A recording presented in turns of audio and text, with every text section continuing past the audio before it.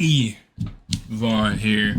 Just like the Earth being flat, there's a community of people thinking that we didn't even go to the moon.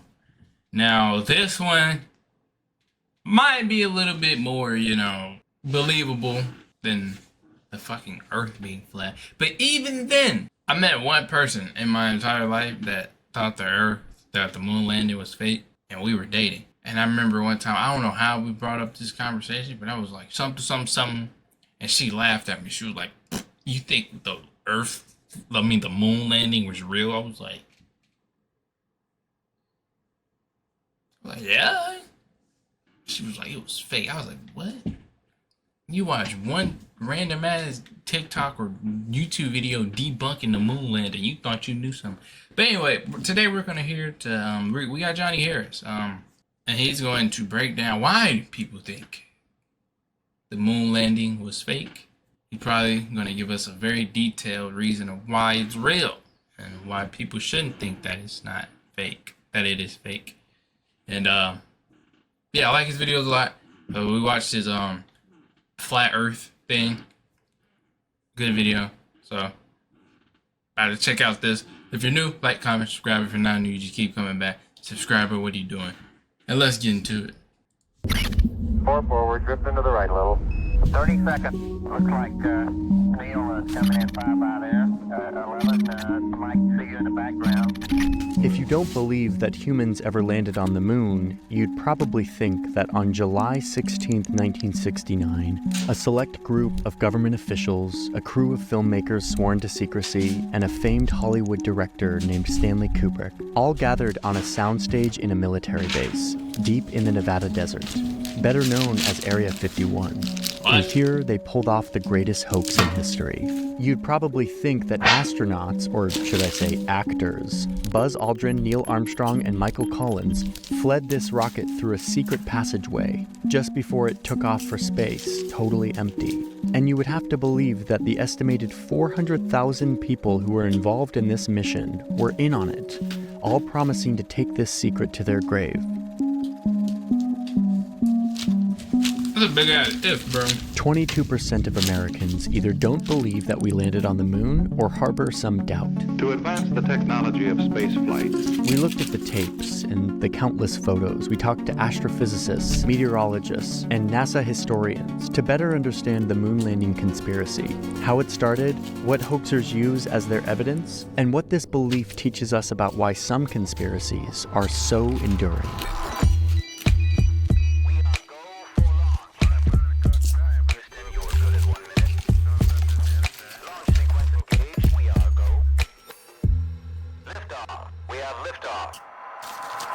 Armstrong is on the moon. Neil Armstrong, standing on the surface of the moon on this July 20th, 1969. That's one small step for man. Alright, so to give you some context on the moon landing, I need to briefly explain World War II and the Cold War, which is something I've kind of done a lot on this channel. So instead of me doing it again, we hired someone with an old-timey, radio transatlantic accent to do it instead. Buckle up for this one. In a world on the brink of destruction, the United States of America joined the Allied forces in the Second World War in 1941. The Big Three, the Soviet Union, Great Britain, and now the USA versus the Axis powers, Italy, Japan, and Nazi Germany. They sure did put up a fight, but the Allied powers came out on top, you see. But then America and the USSR got real cold with each other. A tragic reversal of the old tales of enemies turned lovers. The communists found the United States to be exceedingly aggressive and quite trigger-happy with all their new military power, meddling in things they ought to be keeping their noses out of. Across the pond, the capitalist United States was fearful that the USSR was hankering to spread their communism across the whole globe. The war remained cold only because both powers had thousands of the most deadly weapons humanity had ever seen and wouldn't dare use them against each other. It was something of a horrifying stalemate. Soon, the empires turned to other feats of strength. Psychological warfare. Spying. Empires turned This is Wilt Chamberlain. This is Wilt Chamberlain's 100-point game. to other feats This is real footage. of Come on. strength. psychological warfare, spying, force, proxy wars, and a race to advance their technologies. And to top it all, a race like no other. A race to space, space, space, space. At first, it is very clear that the Soviets are winning the race.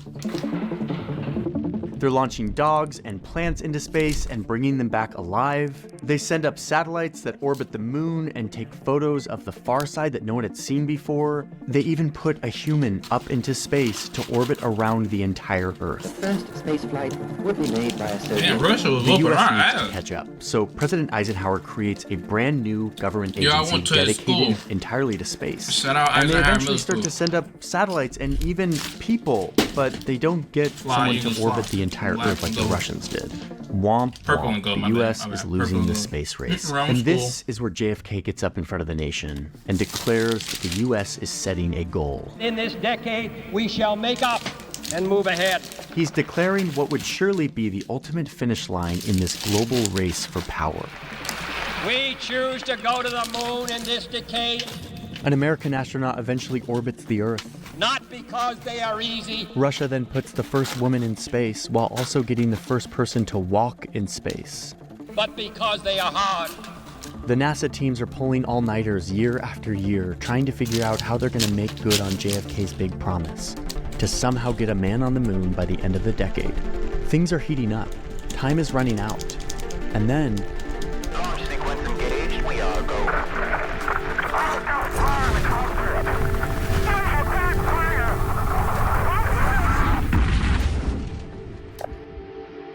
Did you read it? Did they kill somebody trying to do this shit? NASA's disaster was a major setback. But the stakes were too high to give up. The space race had become much more than a technological rivalry. Winning the race to the moon would mean winning the yeah. ideological war for You mean to tell me 3 people died and they was like, fuck it. We still gotta beat Russia. That was just a collateral damage. back. But the stakes were too Spaceman, damn, gruesome, white and Chafe dead and Apollo fire, damn.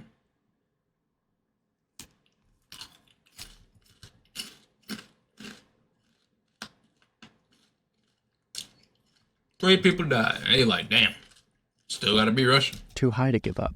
The Keep space moving. race had become much more than a technological rivalry. Winning the race to the moon would mean winning the ideological war for the world. Would it be communism or capitalism? They couldn't give up now, so they kept going. In 1968, NASA finally gets a spaceship, the Apollo 8, to orbit the moon with astronauts aboard.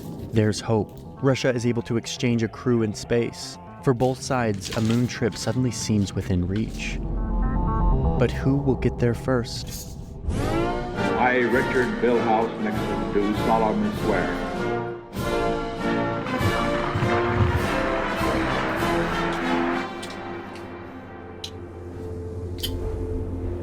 And then, after hundreds of millions of dollars and countless focused hours by the country's brightest minds, comes a morning on a summer day in Houston, Texas in 1969. When did JFK get assassinated? Did he see this 3 shit? men buckle up. Hundreds of millions of people around the world find themselves glued to their television sets because the greatest achievement of mankind might happen. Then starts the 5, 4, 3, 2, 1, 0. All engine running. Liftoff. We have a liftoff. 32 minutes past the hour. Liftoff on Apollo 11. Tower clear. Neil Armstrong reporting the... Wait, I know this one. It exploded. On a proper heading. Roll complete and engine program.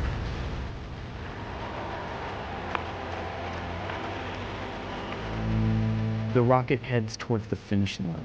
That pearly orb that humans have stared at and mythologized about, fixated on.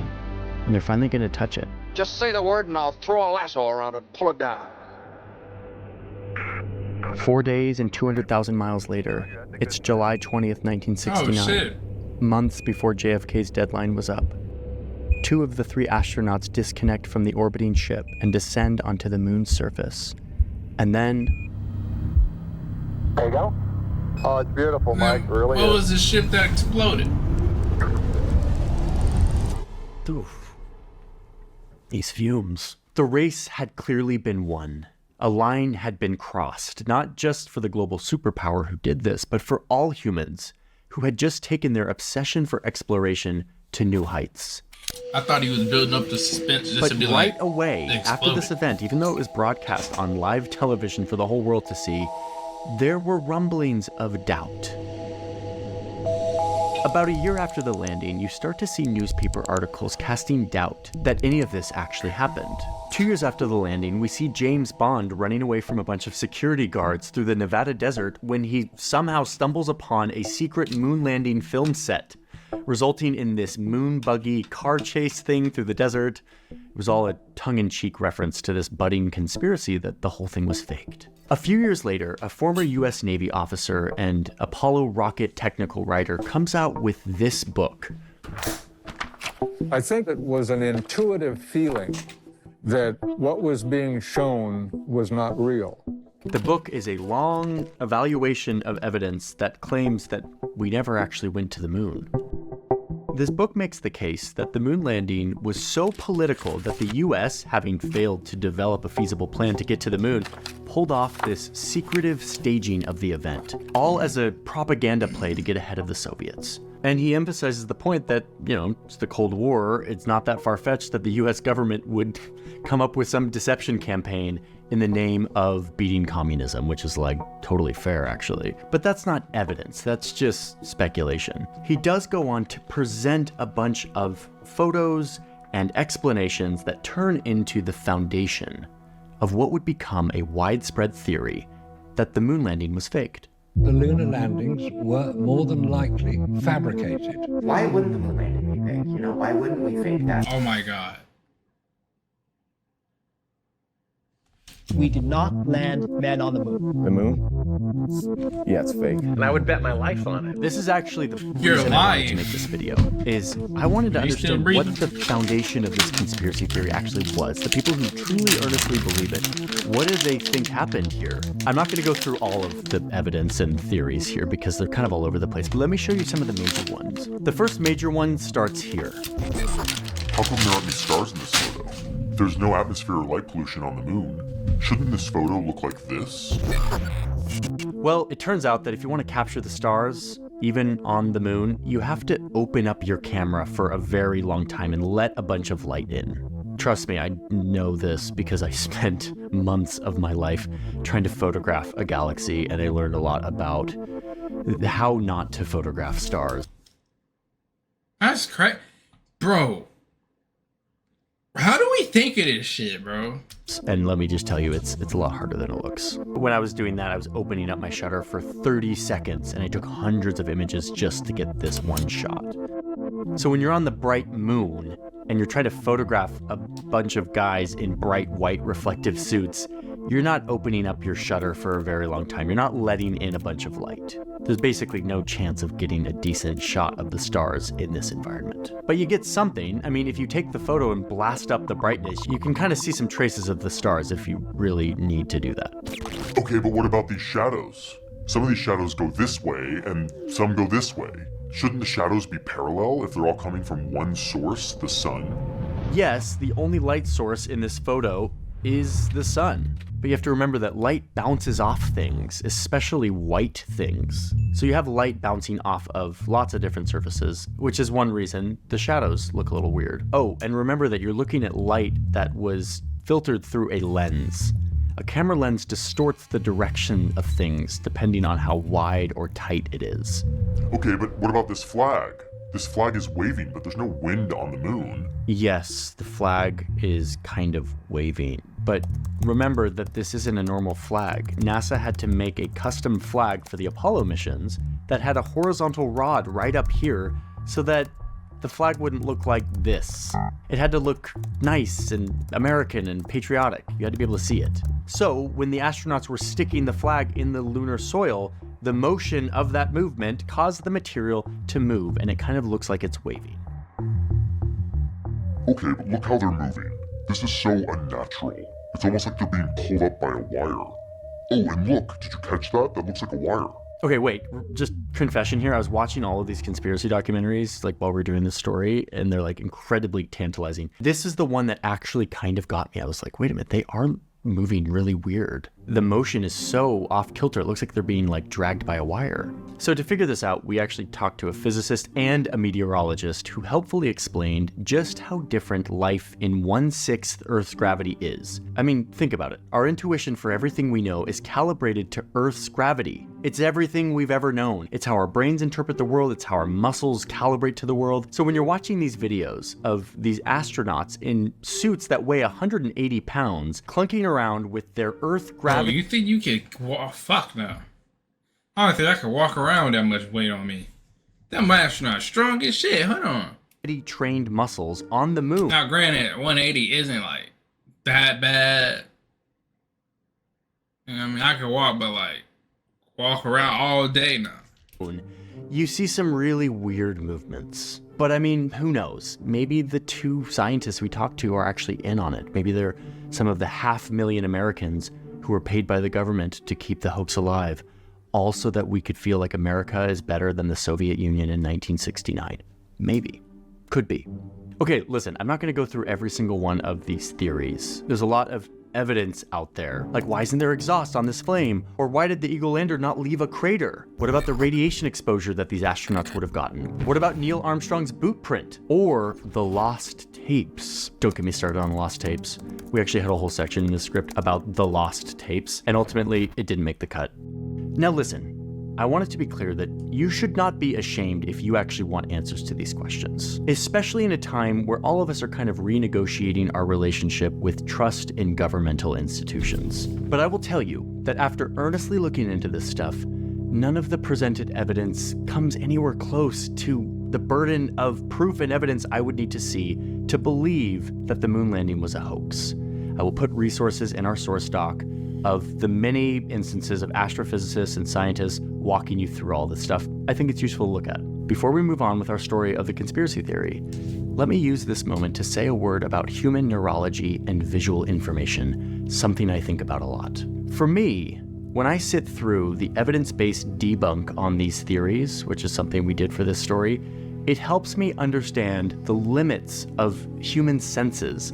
Our eyes and ears and logical thinking brains were optimized for very different problems than evaluating the physics of our fellow Homo sapiens jumping around on a baby planet 200,000 miles away. Like, we're not set up for this stuff. Going through the conspiracy theory and then going through the debunks reminds me why we as a species developed other ways of sensing, other ways of measuring and knowing things about the world.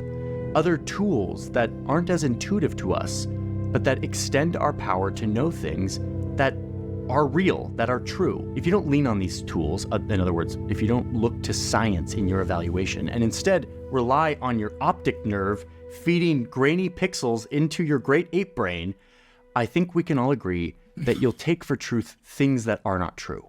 Okay, neurology section is over. Let's get back to it. If you're going to go down this rabbit hole and indulge your conspiracy mind like I did for this story, let's talk about what people think actually happened here. Like, okay, all of this footage and all of these photos, what do the moon hoaxers think we're looking at? One of the most common explanations is that the US, afraid that they would be embarrassed in front of the global stage because they would fail on JFK's big promise, hired a famed Hollywood director, Stanley Kubrick, who had just released a groundbreaking space movie. I think this and shit they all used his visual movie. skills to deceive the world, filming the moon landing on a soundstage in the middle of the desert. I mean, look, this rock has a perfect C on it. Is that a prop? These misaligned shadows, they explain as studio lights. The flag was waving because there was air conditioning in the studio, and these photos were actually taken by Stanley Kubrick's crew. All of these movements, they say, were done with wires and slow motion. And that black starless sky is just a black cloth backdrop. It's one small step for man, one giant leap for mankind. In 1977, the conspiracy theory had spread enough that NASA had to come out and issue a fact sheet responding to the claims. The first sentence of which is just, yes, astronauts did land on the moon. But then a movie comes out in 1977 about the government faking a space mission, this time to Mars, to save face to the American people. But the space race was over. It wasn't the focus anymore. And eventually, so was the Cold War. This moon landing theory became more and more fringe. But inevitably, like any other good, tantalizing conspiracy theory, it was eventually repackaged and put into one of these really spooky, cheesy cable news documentaries. In 2001, Fox News aired this documentary. They brought that shit back in 2001. Did we land on the moon? It was basically just a repackaging of all the old theories, but for a new audience. But now it was the dawn of the internet age, and NASA had to respond to this Fox News doc by reissuing the fact sheet that they issued in 1977, but this time on a website. An innocent foreshadow to combating information on the internet. They had no idea what was coming. The doc gave the conspiracy new energy, new followers, and soon a conspiracy theorist was following Buzz Aldrin around a hotel, pestering him and demanding him to swear on the Bible that he landed on the moon. And Buzz punched him in the face. Shortly after that, a French mockumentary came out, laying out evidence that... Shortly after that, Get out of my face with this bush. French mockumentary came out, laying out evidence that Stanley Kubrick did film the moon landing. The problem is people thought it was real. There's a fake documentary, not a real documentary, but a fake, like a mockumentary, where he's admitting and people are talking about. Have you seen that one? No, but that makes sense. Yeah, a lot of people are like, dude, you didn't even know there's an actual real interview with him where he admits that he faked the moon landing. But it's not. Yeah. It's fake. So today, the conspiracy lives on in a world of increasing science skepticism and on an internet that fuels pretend information, and to a demographic that is more and more mistrusting of institutional knowledge. One poll found that in 2019, 11% of American millennials believed that the moon landing was staged. It's become a particularly durable conspiracy theory because it has all of the ingredients of a good conspiracy theory. It's shadowy government antagonist with political motives. It leans on the human eye and brain as the primary measuring tool for the evidence. And when you believe in stuff like this, it feels good, like you're in on a secret. So let me just end this video by telling you why I know we landed on the moon. Okay, bet. Let me know something. You are looking at a very thin section of moon rock, magnified 500 times. First off, we brought back 900 pounds of rocks during the Apollo missions. The Soviets, who were our technological and geopolitical enemies, eventually sent a robot to the moon to collect samples of their own. These precious rocks are sent out to scientists and educators 400 times a year to be studied and examined. And it has been verified by a lot of different people who have no motive to lie that these rocks were developed in an environment completely rid of oxygen. Also, the Soviets themselves corroborated the moon landing and acknowledged that it happened. I mean, the Soviet leader kind of begrudgingly complimented the US and they published like a tiny little blurb in one of their newspapers, but like, they lost and they admitted they lost. Also, if I'm gonna rely on just my human brain logic for a second here, think about it. There were hundreds of thousands of people who were involved in the Apollo missions. Scientists, engineers, physicists, policymakers, mathematicians, all working day and night towards this goal, obsessing over every detail and then monitoring every step of the way, from Houston, Texas to the surface of the moon and back, communicating with the astronauts the whole time. So imagine 2 Texas Motor Speedway stadiums full of the brightest minds in the country, all in on the biggest deception of all time, without a single leak. And finally, if you insist on using your eyeballs as your only sensors that you will accept as proof, just look at this. This photo was taken by a telescope orbiting the moon. These are astronaut and buggy tracks here on the surface of the moon. You can even see the buggy's parking spot right here. And if you think that this photo, that yes, was originally taken by NASA, but many other photos have come out by other space stations that show physical evidence of humans on the moon, if you think that this is still the government, like 40 years later, the kids and grandkids of the Apollo people still photoshopping pictures to keep up this elaborate ruse, I don't know what would convince you.